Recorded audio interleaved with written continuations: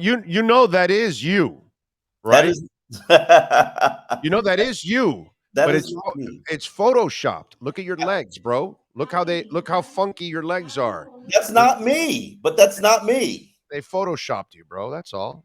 It looks like you. No, It, it it, looks like me. It it look, doesn't. bro. The body, the hair, It does. you It know, does. it It just does. looks exactly. But it's a Photoshop picture. It's a photo. It's not, but it's not me. It's a Your photo. legs are cut off, bro. Like you have no knees, so really, we can't use you as a running back this year, unfortunately. Listen, So you lost your knees in that picture, bro. I I mean, was so stunned and shocked that people have spent years thinking that was a picture of me, but it's not a picture of me. I would never, ever a day in my life wear Nikes with the white check, black shoes with a oh, white I check. don't know what the hell is that. What's Frank Wycheck have anything to do with this? It's a, I I always thought that was. I mean, I looked at it closely, and it looks like Larry Fitzgerald, but it could also look like Dalvin Cook. It could No, also look like me, Fitz is a little slimmer than you guys. Sorry. bro. It's all good. Yeah, yeah. That guy looked like Omar Kelly, not Fitzgerald. No. But clearly it was photoshopped. I mean, I looked at the legs and I'm like, come on, bro. This is Yeah, like you guys can't even do a good Photoshop at least to try to mess with the man. Nick I said mean, he come did it on. in 90 seconds, which is. I looked at. It, I didn't pay attention to any of the other stuff. I'm like, is that me? And Well, uh, I looked at it and I go, God damn, it looks like him, you know? And you're like, okay, give me some earrings or a tattoo or a watch or yeah. some other thing that you can tell, okay, see, it is The him. only way I And didn't then I notice saw your it. legs and I go, oh, this is probably him, but they just photoshopped it. The only And that's way what I realized the initial picture wasn't me was one, the shoes. I would never wear those shoes. And two, the luggage. I've never owned that luggage. And I was thinking to myself, where's the book bag? Because if I travel, I'm traveling with a book bag. And right. I like literally that's the only reason I really concluded that's not me, which is weird. That is awesome. All right, you want to tell all these fools out there that they're not going to bring in DeAndre Hopkins? Stop already with that shit. Can You you know, tell them out there? that of everything that makes no sense. Right. One, it's out of budget. Two, there aren't enough balls for the players you presently have on the roster. Um, Can you imagine Cedric Wilson seeing that? Going, shit, dude, oh, really? Come nobody on, gives I'll a never see the light of day now. literally, Big O. Nobody on the team gives two shits about Cedric Wilson. Like, I know, but can you imagine being him and then they add another receiver? That would be just no matter who they add, he's still going to be here because he's got no, $5 million. right, of course. So it is Um, what it is. wait a Um, minute, we've signed Marcel Adaman. Oh, we've signed Marcel Adaman to a 1-year deal and released wide receiver Braden Johnson. So the Bills signed the receiver. There you go. There you go. Yeah. Not DeAndre Hopkins. They don't have money either, bro. And he wants money. That's the other thing about him. hold on. Anybody can have and get money if they want to have and get money. No, but not the kind of money he wants. You got to really have some You would space. have to think. I mean, you'd have to think he knows. Understand? Back when I was working with I Am Athlete, this guy's been trying to get out of Arizona since before the season ended. Like I know. literally, he was calling us to come up there and interview him before the season ended, trying to get out. So I think it's not a situation of this is about money. He just wanted out. He wants a new situation. I think he's going to be QB cherry picking and try to latch on with a short-term deal to get back to the table to get more money from somebody. So He's 31 in 5 days, dude. There ain't no latching on nothing, bro. He's done. but Whatever deal he gets here, that's his last one. He ain't getting I any big think money. I think this is a short-term deal. Look at damn, if Odell Beckham just got ridiculous $15 million, DeAndre Hopkins should be able to get that. By the way, Michelle Kaufman is reporting Phil Neville has been fired by the Inter Miami club. How about that? Damn. Does that surprise you? Yeah, in a way, because really the people above him are more fuck ups than anything else. They're the ones that have put him in a terrible position. So what they're doing now in Inter, I know what they're doing. They're playing the bullshit PR game, make them happy, whatever for the moment. But it's a Yeah, disaster. you always got to have a fall guy, baby. That's one thing I've learned 15 years in this business. There has to be a fall guy. Somebody's got to fall on the sword. Yeah, It's not going to be the people who are responsible. yeah, it's ridiculous that they did it, but whatever. It takes the pressure. It's LeBron James getting his ass kicked in the Western Conference Finals and saying, "Well, I may retire," and that way you can don't talk about me getting my ass kicked. Just talk about retirement. It's kind of let's throw out the shiny object so we can keep you busy, and that's kind of what Inter Miami is doing there by firing Neville. It's brilliant. Which is hey, they in the sports world, if you could do look over here while I steal the money out your pocket. Right. Yeah. They do it in everything, in politics too. They do it in everything. Absolutely. They try to and you know what's interesting in society, else. this generation of society, we have a short attention span. So we will fall for that. Like I bet you can't even remember what you read or were all obsessed about 2 hours ago. Like what were you obsessed about at noon? What was I obsessed about at noon? Food. I'm fat, bro. I'm fat. Fat people are obsessed with food all the time. So at noon, I was thinking food.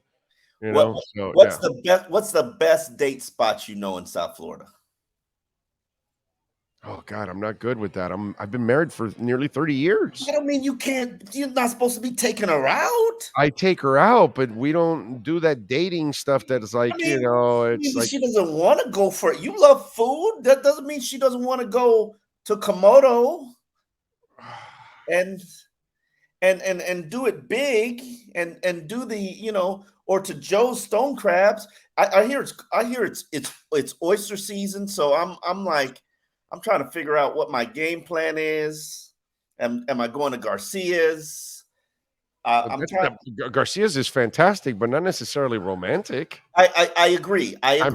But see, you asked me like I go to Garcia's all the time. No. Okay, I'm as romantic as it gets, man. Thank you. No.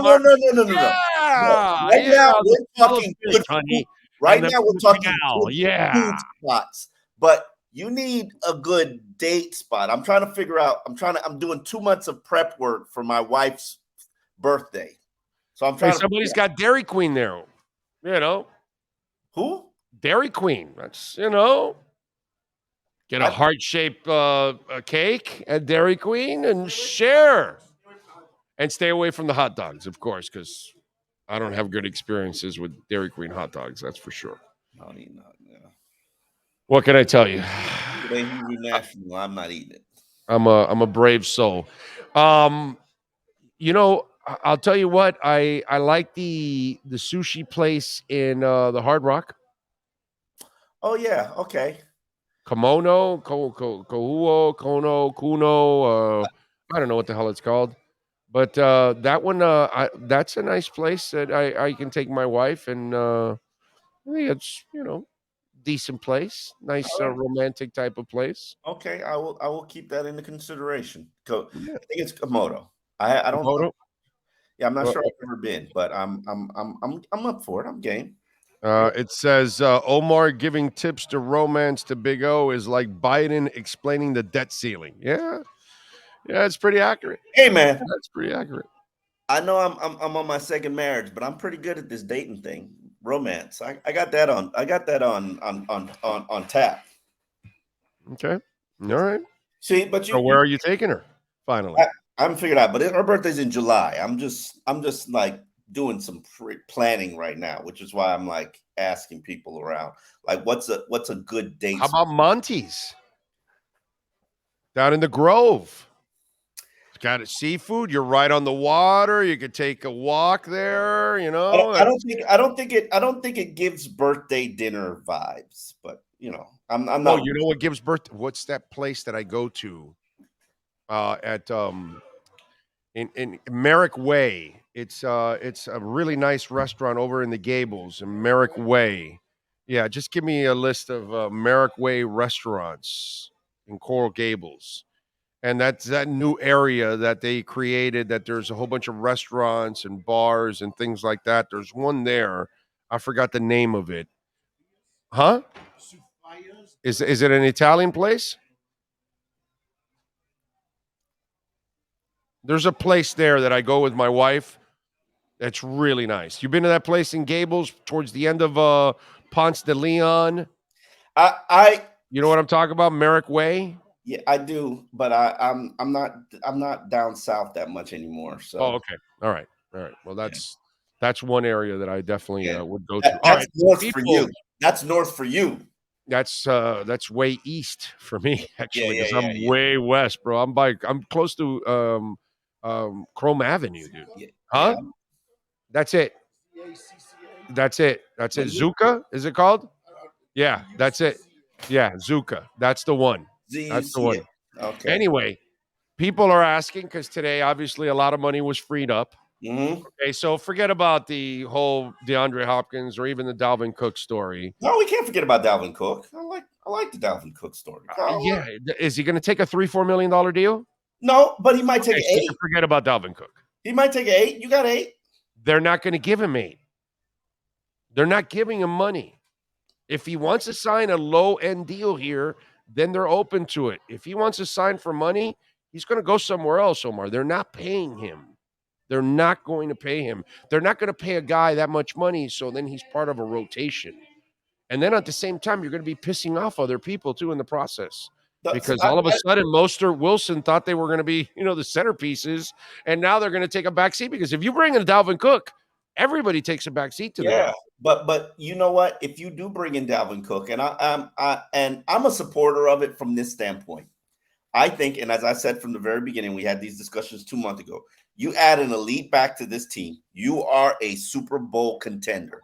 That now, while I'm not really comfortable with a lot of areas on your defense still, I do believe that you have what it takes to be a Super Bowl contender offensively. Without Dalvin Cook, I think you have a chance to be a Super Bowl contender. I think You fix the guard and the tackle spot. That's what makes you a contender. You know what?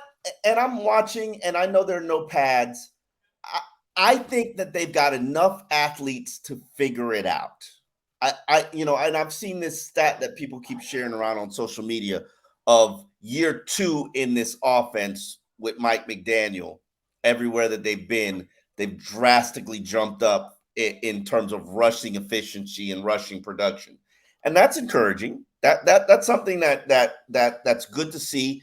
And you hear guys talk about, year 2, I understand the aiming points and all this kind of stuff, but then they've also got a new coach. So I think that there's room for discovery. But with the guys that they've added, from Dan Feeney to Cedric O to Isaiah Wynn, they added 125 starts to the team. Like, that's a ridiculous amount of starts. Now, do I think that all of those guys will be healthy, effective? No, I don't. But I think you got 125 games of starting experience in that batch. Somebody should be able to get the job done at one of these positions. And I honestly can say I like what I've seen from Austin Jackson in terms of this condition and shape that his body's in. I think his mentality, the sense of desperation is there. He understands where he is. So does Liam Eichenberg. These are the guys they got to perform this season, or they're going to be NFL journeyman, veteran minimum guys for the rest of their career. Yeah, you're right. You're right. But again, these guys, you're right. They're not as worried as the rest of us are, and that's the amazing part when you talk to them. Okay, so having said all that, now let's get into reality now, because some people may not be completely satisfied with the O line. Some people may not be completely satisfied with the D line. Some people may not be completely satisfied with the linebackers. Is there anything at any of those levels available in free agency that you think Miami should get, and who is it? Absolutely. Absolutely. There are a batch of linebackers. Rashad Evans, Miles Jack, There's the kid from that was with Dallas last year. He played for somebody else. You're give me a second because I have written all of those names. There's the defensive lineman from Tampa Bay who has had monster seasons Oh, Hicks. yes, Akeem Hicks. He played in Absolutely. Chicago with Yes, him. with Yes. Vic Fangio. I can't Absolutely. believe they paid him $8 million last year. That's a lot of money, Oh, bro. he's a good player. It is a lot of money. Is he still a good player? I don't know that. I would not offer him $1 million, but 8 million. 8 million. yeah, I would not offer him $8 million. I still like Melvin Ingram, even though I don't really think pass rusher is really a need for this team. You gotta cover in this defense. You have to be able to cover. Yeah. I'm with That's you the on that. problem in this defense. He's done. You have to be a two-way player here, and that's my problem with Miles Jack. That he's a little light in the ass, and he's not a thumper. And I think he will get. He has a little bit of the Jerome Baker issues, and I think that's been kind of Yeah, his issue there, also. So there I'm not aren't that many sure. coverage guys. I will acknowledge that. Quan Alexander, I don't know if he's signed yet, but I've been obsessed with him for years, and they've never taken a sniff at him. And I really did like Rashad Evans. I don't know if he's the coverage guy that you need, but honestly, linebacker to me is my very top need right now for this team. It's when I've watched two practices now. David Long has not participated in either of them. He's tiny. He's already hurt. What happens Why is when he hurt, or is he just resting like a bunch of the other veterans? no, he's hurt. He's rehabbing. He's rehabbing. I'm not going to speculate on what he's rehabbing, but he's rehabbing something because he's working with the rehab crew. So, and that's all good, but are you comfortable with like something happening to David Long and Duke Riley and Jerome Baker, your two starting inside linebackers for 8 games this season? No, Okay. no. So what are you But I'm going to do sure about it? that's a problem. I'm sure that's an issue for a lot of teams if they lose their starting two linebackers, in the middle. Okay. That's going to be a problem for a lot of teams. And again, I don't know Well, what you have behind you. I don't know if Cameron Good is going to take a step forward. I kind of liked him last year, actually. I thought, Cameron Good is an outside guy. I'm talking about the inside guys. okay, but You has mean he been Channing used Tindall, at all inside in huh? this scheme? Have you seen him at all? Has he been used No, inside in this scheme? no, he has not. Okay. Chan and Channing Tindall, like, It's another one we need to see. Now the pads have to be on so we can get a good feel for what these linebackers really can do. You're not getting anything in OTAs. You know that you can at the see moment. read. You can see read and reaction time. That's Yeah, it.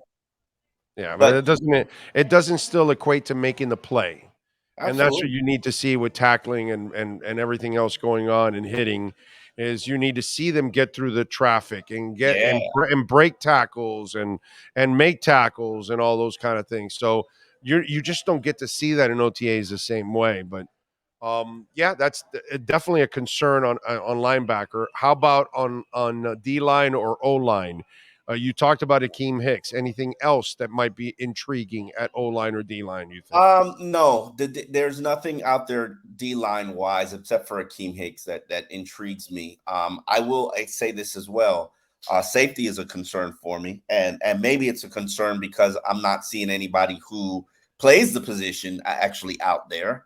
Um, but that would be nice. Hell, just give me Trill Williams back there. I heard Trill Williams is supposed to be making that transition to playing safety, and I'd love to see it. I'm curious. Um, but right now, it's just a bunch of cornerbacks out there and playing safety, and it's all right, except for Javon Holland, of course. It's okay, but are we really banking on your guy, Brandon Jones, being completely healthy for the start of the season? Is that what we're doing? He Because should be. He's had enough time to rehab and be healthy.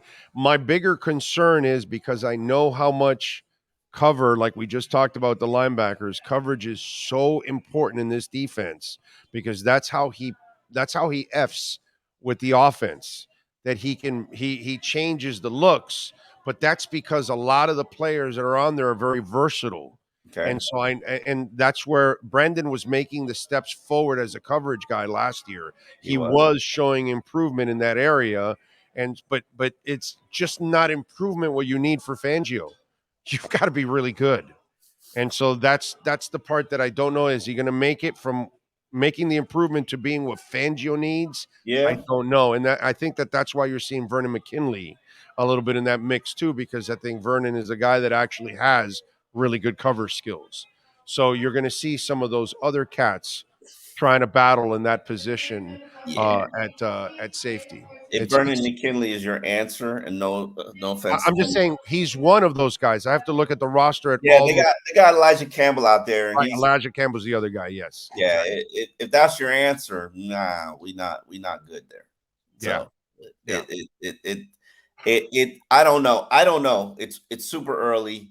But you got Deshaun Elliott, you got Brandon Jones, and you got Trill Williams, and neither of them are practicing right now. Hopefully, one of them gets in there and actually is actually good. I talked about this hypothetical the other day, so I'm going to play the hypothetical with you. That Okay. it could become reality. So what do you do? Mm-hmm. Okay, so you're the Dolphins, and Correct. now you're Vic Fangio. This is your only year with him, but everybody else is seeing him now for 3, coming into the 4th year. Raekwon Davis. So you've been around long enough, and you've seen it, and I've seen it. You've seen the guy that really kind of coasted or didn't live up to it or was terrible for the first few years, and then that last year, that contract year, the magic. It comes all together and he plays his ass off. Now, He's balling out. Rickman has not been a bust. He hasn't been a waste. Nope. He's kind of been like just there. He hasn't been special. So, what happens, Omar, if this year he becomes special and disruptive and all that kind of stuff that you want him to be? And all of a sudden, he wasn't that for 3 years. Mm-hmm. So what are you paying? Are you paying the guy that is what's that called, bamboozling you, or are Oh, you legitimately paying a young man that has finally blossomed? I call it play for pay, baby. And sometimes everybody's got to play for pay. I'm playing for pay right now. So Yeah, but we play every year. We bring it every yeah, year. yeah. Okay, that's fair. Okay. You know You what? know it. You've seen the guy that just got his contract and then Yeah, went back to being the dog. we're not talking about Jordan Phillips. Like No. that, No, but it's funny. He turned into a better player after he left here, after they got he was rid of him. always a good player. The motor just Yes, the you know that you're right. I think I've told you a story about you know my history with Jordan Phillips and Mhm. the fact he wanted to beat my ass and all kind of stuff and after I basically said he was loafing at practice one day, he got all in his feelings, challenged me, and then practiced like he was name was Ndamukong Suh or Aaron Donald. And the coaches came up to me after practice, coaches, multiple, and thanked me because I lit a fire. Now, this is the year that Adam Gase eventually got tired of his crap and waived him. Right, yeah. And the day that he challenged me to a fight on the field. Well, Um, by the way, which is nothing out of the norm. You can explain that to people. There's a lot of these guys that have Absolutely. that watershed moment that when they get cut or whatever, somebody finally calls them out or whatever, Yeah. it's what finally wakes them up and that's what happened to Chris Carter. He got cut from the Eagles, and he was shit out of luck, and then they gave him one final chance in Minnesota, and the rest is history. Hall of Fame player. Yeah. But no, my point was Raekwon Davis is not Jordan Phillips. This isn't he's loafing. He's not pushing. He's not No, working. no, no, no, no. He's He's not just practicing. underachieved. He's just underachieved. That's all. You know what? I think more than he's underachieved, and I'm planning to write this and address this. I think more than he's underachieved, he's been miscast. I think that Raekwon Davis is not a nose tackle. Oh, you think he's an end? No, I think he's a 4-3 defensive tackle. Oh, okay. And asking him to be a nose and take on 2 defenders as opposed to being head up with a guard and pushing the guard into the backfield and becoming disruptive. I think even though that's the scheme he came from, a 3-4, I personally think that he's been miscast. And I think that he has a chance because I've seen the 2 practices I've seen, he's gotten into the backfield and had a sack. Now, Connor Williams is basically saying, I'm not practicing until you show me the money. So you got nothing there at center. So keep all of this in context here. But I personally believe that if you used him head up in the same similar role that you use Christian Wilkins and Ryan and Zach Sealer, I think you get better production out of him. You're taking him off the field on third downs. You're basically saying you're just a run stuffer. You're taking up 2 blocks, and yeah, you're not going to get a lot of production out of there. But from last season, he was a major success because the run game average was very low. They were like 4th in the league against the run. So that means that he is doing his job. I'm neither a proponent or supporter or whatever. I just personally believe that I've heard this from people inside the NFL. He's too big to be a nose tackle. You have to play with leverage and get underneath these centers and guards to do what you need to do. And he's 6'7". He's a massive man. Now wait a minute. You said, Connor, give me the money. You think that they're going to do it now? They're going to. If it were me, I didn't think they were giving him any money this year. I thought he was in the contract that you. I don't think they will either. But if it were okay. if it were me being okay, no, because you're like, do you know something I don't know? That he's like, if it were me, okay, he would be the guy that I'm focused on spending my $13 million on, because. Oh, that's right. You're not a Wilkins guy. That's right. Okay. Oh my God! Don't do that. Don't do that. You don't want to pay him. I am not a Wilkins guy. I'm just not paying him $18-19 million a year. That's what it goes. It's what it goes for. You think I wanted to see? Oh, I didn't even want to see him drafted, but you think I wanted to see him pay Ryan Tannehill $17 million at that moment? No, but that's what the damn market goes for. No, what bro. are you gonna do, bro? I'm sorry. And I like Christian Wilkins. He's awesome. Do. I really do. He's awesome. He's awesome. He's phenomenal. Yes. Is he an impact player? Hell to the yeah. Yes, he's an impact player. He's a monster impact player. He disrupts shit all the time. We just were talking about the guy that doesn't disrupt things enough in Raekwon Davis. This guy does a lot of disrupting. Hells to the yeah, dude. Yes.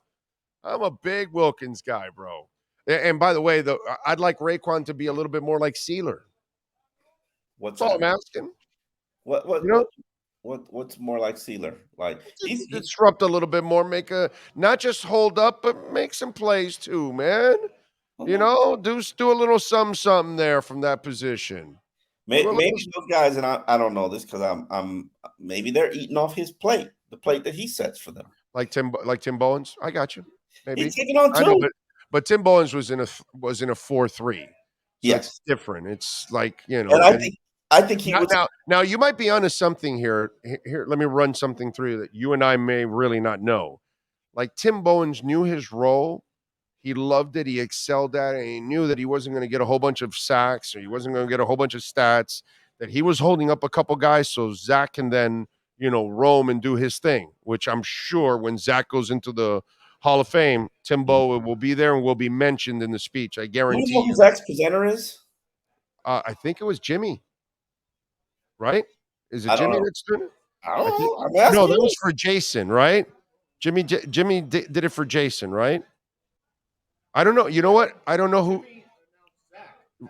he didn't. Yeah, but didn't Jimmy do Jason Taylor's thing? I think. Yeah, I don't know. You know that now you mentioned it. I don't know if he's mentioned who's going to. I'm very curious who his presenter is going to be. But that's a good question. Should be Tim Bowens. Well. We all know Tim Bowens. Yeah, he's not a talker. Yeah, so it's not. Yeah, Tim. That was his first Hall of Fame induction speech ever. Yeah. It should be Jimmy. Really, it should be Jimmy. Why should it? Why does it have to be? Oh, because Jimmy recruited him. Jimmy drafted him. Not only that, the story's so amazing because he brought Jack Del Rio with him. Thinking, okay, you'll be my middle linebacker, start my defense and all, and they go draft this 5th round pick. Yeah, and in the first week of training camp, he turned to Jack and said, "Jack, I got to let you go now so you can try to find a job because I got my starter." So You know the conversation I'm gonna have with you right now, and this is you're gonna enjoy this. Your listeners, they might not. You remember my first year as an intern in 1997 was the teal green year. and by the way, And Jimmy Johnson will induct him. But go ahead. Sorry. it really okay, Yeah. Yeah, go ahead. excellent, phenomenal. Um, that was what turned me on to covering I always wanted to cover the NBA, but you know what turned me on to covering NFL? What? The training camp in 1997, Jimmy Johnson. Remember when we used to eat lunch with the players and there was like ribs and lobster Yeah. and Yeah. like this is like imagine me as an intern and I'm like, okay, it's lunchtime. We're gonna go over to the golf course and eat lunch with the players. And literally there's like steak and ribs and lobster and whatever you want. This is daily, people. But anyway, outside of that experience, And just that ended. yeah, and just being there, we get fed pretty well here. Yeah. Just being there when Jimmy would, do his mind f's to the media that to send the agenda and seeing the behind the scenes stuff, and then hearing Dan Marino at practice. I remember I was there, the teal green practice. Oh. Remember? Yes, I was there. And this is me as an intern. So this was like blew my mind. Teal Green, the first round pick. This is his first practice. He's running deep. He's wide open. Marino throws the ball to him, drops it. Running wide deep, wide open. Marino throws the ball to him, drops it. Comes back to the huddle. And we hear this. We literally hear this because they let us be on the field and practice. Yeah, we're right there on the sidelines. Marino says, if you drop the effing ball one more time, I am never going to throw to you ever again. Yeah, that's who Marino was. Yeah.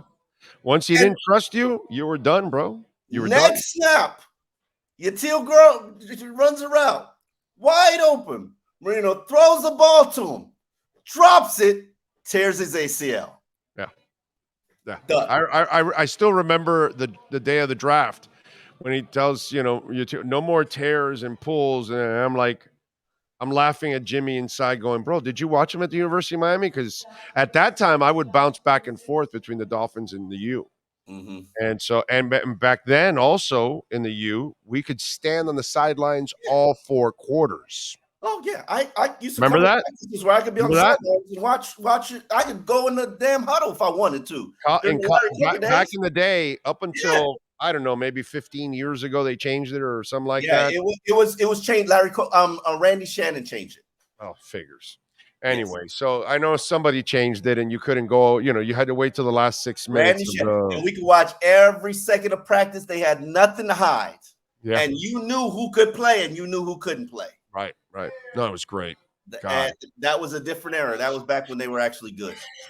Terrible, bro. Terrible. All right. So overall, everything else looking good. Everybody looking in pretty good shape, and nobody looking out of shape or anything like that. No injuries that might be a concern or anything. That you can talk about. Oh, David Long. I'm definitely concerned. Okay. He's small, bro. I don't know if you like.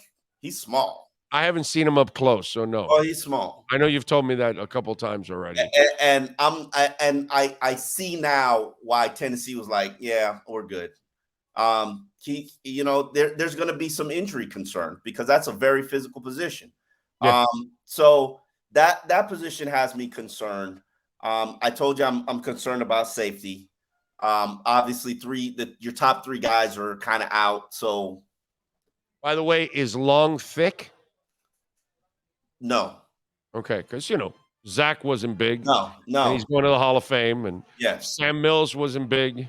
No. There have been a lot of linebackers that aren't necessarily big guys, but usually, like Ray Lewis wasn't a big linebacker.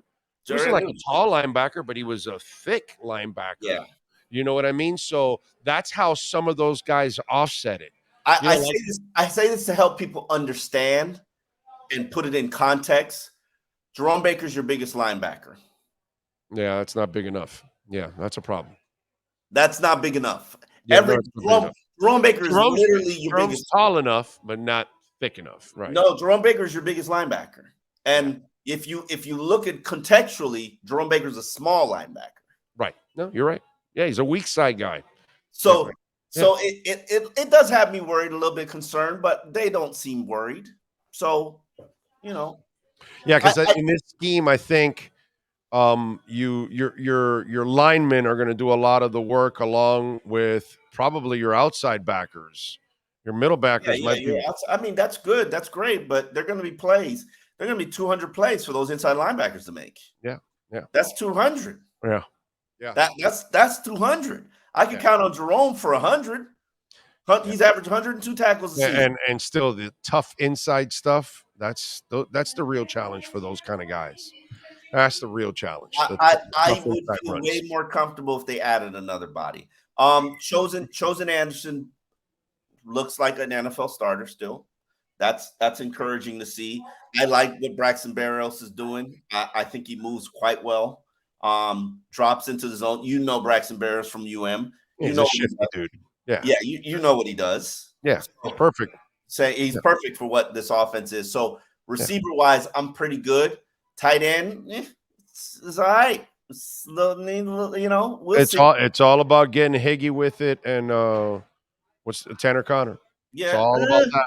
One of those two guys will be your playmaking tight ends. No, I don't agree with you on that. I think it's going to have to be one of the veteran guys going to have to step up and actually. Oh, those guys will be serviceable. Yeah, the guy that brings you the big plays.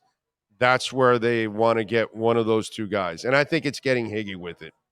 When it's all said and done, I think getting Higgy with it is the one that's going to win the battle between those two guys. I am going to be very curious to see what happens. Has he looked good, by the way? Has getting Higgy with it look good?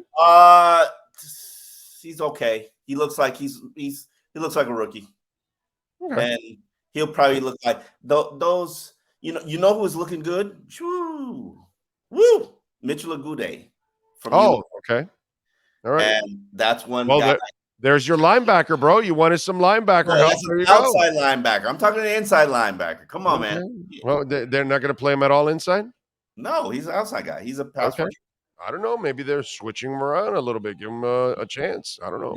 They're kind of loaded at outside linebacker. They got like two guys that are werewolves.